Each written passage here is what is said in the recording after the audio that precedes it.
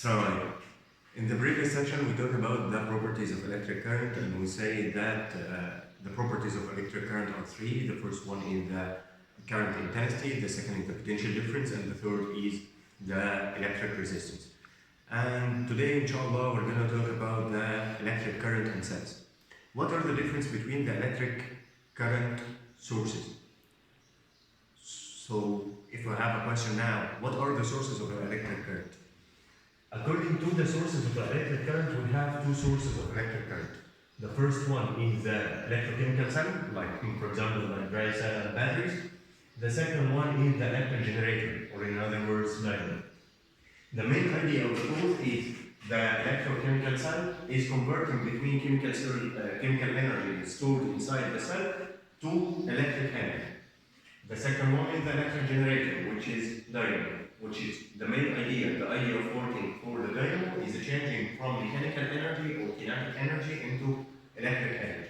Don't forget, the main idea of the both is getting the electric energy. So the resulting energy from the both is electric energy. We can get this electric energy by two ways. The first one from chemical energy stored inside the electrochemical cell, and the second one is mechanical energy from the electric generator. In the first third of the lesson, we talk about the sources of electric current, and we say that we have two sources. The first one is electrochemical cell, and the second is electric generator. Now we're going to talk about the electric current resulted from these two types of sources. The first one is a direct current. Direct current is the current resulted from electrochemical cell, or dry cell, or batteries. The second type is alternating current, which is resulted from electric generator or dynamo. The question now, what is the difference between the direct current and alternating current? Direct current has constant intensity, while alternating current has variable intensity. What is the difference between constant intensity and variable intensity? Direct current has constant intensity, means that the intensity remains constant as time passes. For example, if we draw a curve between intensity and time, the straight line resulted parallel to time axis, which means that the current intensity is constant as time passes.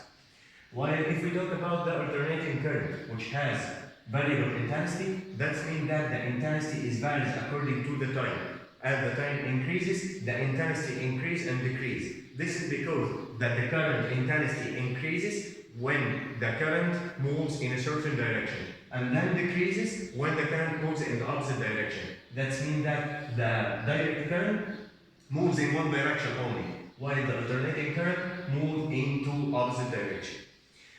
Okay, do we have another difference between direct current and alternating current? Yes, we have. The first one is direct current cannot be changed into alternating current, while alternating current can be changed into direct current. For example, your mobile phone. Your mobile phone, when you attach the plug to the socket, the current resulted from the socket is alternating current, while the current needed to be induced to your mobile phone is DC. So we can convert from AC to DC, and vice versa process is not allowed, is not happening. So we can change from alternating current to direct current, and the other process is forbidden. This is number one. Number two, direct current cannot move for long distances, while alternating current can move for long distances. For example, the current resulted from the high dam is alternating current, and high dam in Aswan reaches here to Alexandria, while the direct current is from the plug to your mobile phone, and that's it. This is the second difference or the third difference. The fourth one, in which cases can we use direct current and in which cases can we use alternating current? We can use direct current, for example, in electroplating process and the operating of some electric machines. This is the direct current use. The alternating current uses is in lighting houses, for example, or lighting streets. This is number one. Number two is operating some electric applicants, like for example your television, your computer. Okay guys, in the third part of the lesson we're going to talk about the methods of connecting cells in the electric circuits. We have two methods to connect cells in electric circuits. The first one is series connection and the second one is parallel connection. What is the difference between the both? We have mainly two differences between series connection and parallel connection. The first one, in series connection, when we connect the batteries, we connect the positive pole of the first to the negative pole of the second. For example, if we have, this is the first pole, the first battery, positive pole, the first battery, negative pole, positive, negative, positive, negative. If you notice that we connect the negative pole of the second battery to the positive pole of the third battery. And we connected the negative pole of the first battery to the positive pole of the second battery. This is the first difference for series connection. For parallel connection, we connect all positive poles to each other and the negative poles to each other. For example, if you notice, we get the positive poles of the three batteries and the negative poles of the three batteries. We connect the positive pole of the first to the second to the third, while the negative poles are connected to each other. This is the main difference, or the first difference. The second difference between the poles is the value of electromotive force. For example, if we get a first battery, this first battery has the electromotive force of 3 volts, for example. Suppose that we have a battery with 3 volts. If we connect the first one and attach it to the voltmeter, we get the electromotive force of the first battery is 3 volts. But what about connecting the second battery with the same electromotive force and connecting them with the same voltmeter? We get the electromotive force increases to reach 6 volts.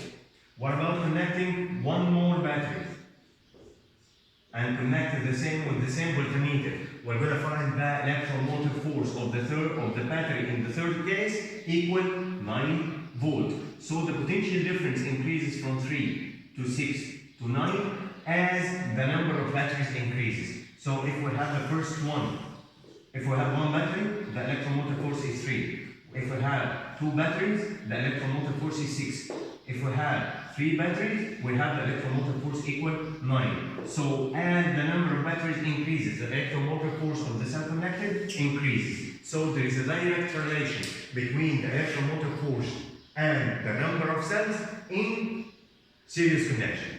What about parallel connection? Let's discover it. If you have the first cell, the electromotive force of the first is 3 volts. And if we connect it to the voltmeter reads 3 volts. So if we have one battery, the electromotive force equals 3. If we connect one more, but in parallel, so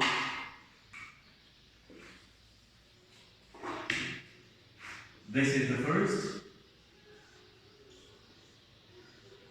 and this is the second, and we're going to connect the poles with a voltmeter.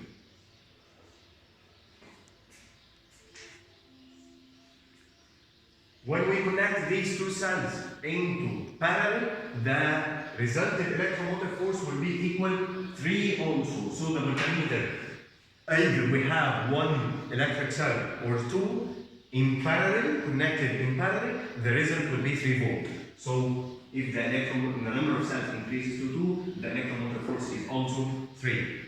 If we increase this one more, the reading of the voltmeter will be 3 as it is. So as the number of cells increases, the electromotive force become as it is, become constant. This is why we're connecting the cells into parallel connection. So again, let's revise what we said.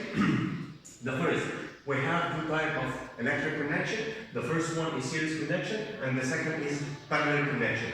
What is the difference between the both?